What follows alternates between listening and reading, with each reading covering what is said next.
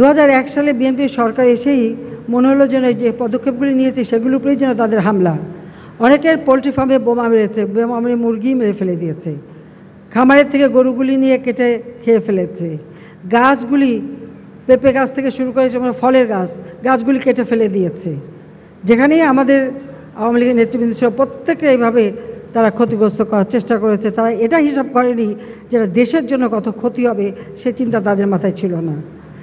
তারা আমদানি করবে, ব্যবসা করবে, ওই দিকেই তাদের চিন্তা। আর আমাদের হচ্ছে আমরা আমাদের নিজেদের পায়ে নিজেরা দাঁড়াবো। আজকে অন্তত এটুকু বলতে পারি যে আমরা 96 সাল থেকে কিন্তু গবেষণার উপর গুরুত্ব দিয়েছি, কারণ গবেষণা ইনস্টিটিউটগুলি জাতিপিতা বঙ্গবন্ধু করে গিয়েছেন।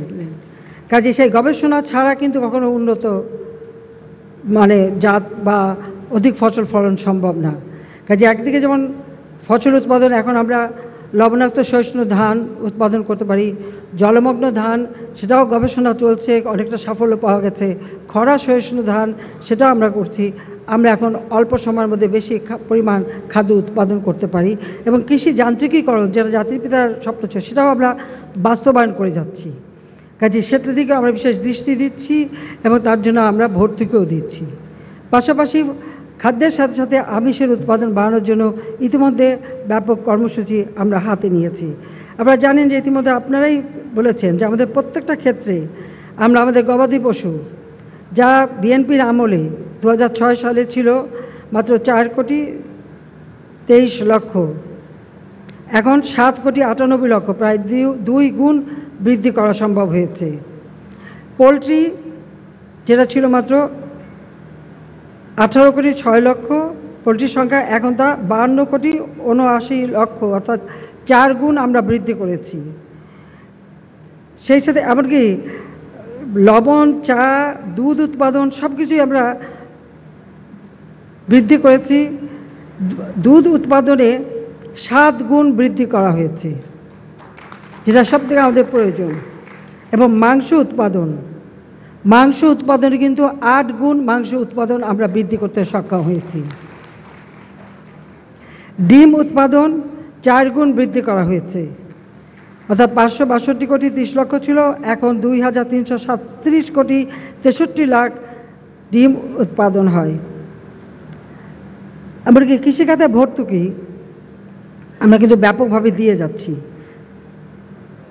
যেখানে বিএনপির আমলে মাত্র 1,170 কোটি টাকা ছিল, আমরা 26,055 কোটি টাকা ভর্তুকি দিই। কিন্তু এই কোভিড-19 এবং এই ইউক্রেন যুদ্ধের জন্য আমাদের ভর্তুকির পরিমাণ কিন্তু আরও বাড়াতে হয়েছে। সেই সাথে বীজ গবেষণা কেন্দ্র, বীজ উৎপাদন, এবং আমি ধন্যবাদ জানাই যে আমাদের কৃষি উৎপাদনে, এটা শুধু দানাদার খাদ্য না, পশু পাখি সব কিছু উৎপাদনেই আমাদের গবেষকরা আমাদের দেশীয় মাছ উৎপাদন সব ক্ষেত্রে আমাদের অসামান্য সাফল্য দেখিয়েছে আমাদের গবেষকরা।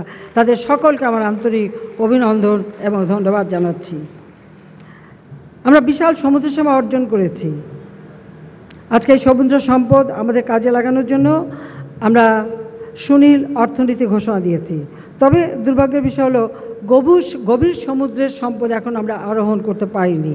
এটা আহরণ করাটা খুব আসলে উদ্যোক্তাও পাওয়া যাচ্ছে না, এটা হলো বাস্তবতা।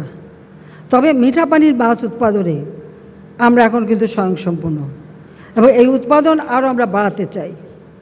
আমাদের এত খাল, বিল, নদী, নালার দেশ আমরা, আমাদের দেশে মানুষের কেন আমিষের কষ্ট হবে? আর বর্তমান যুগে শুধু আমাদের না, বিশ্বব্যাপী এটা বলে যে মাংসের থেকে মাছ, সবজি সেগুলি হচ্ছে সবথেকে অধিক পুষ্টিকর এবং নিরাপদ পুষ্টি দেয়। আর মিঠা পানির মাছ তো আরও বেশি। কাজে সেক্ষেত্রে অনেক হারিয়ে যাওয়া দেশি মাছ গবেষকরা গবেষণা করে করে সেগুলি কিন্তু আজকে উৎপাদন করছেন।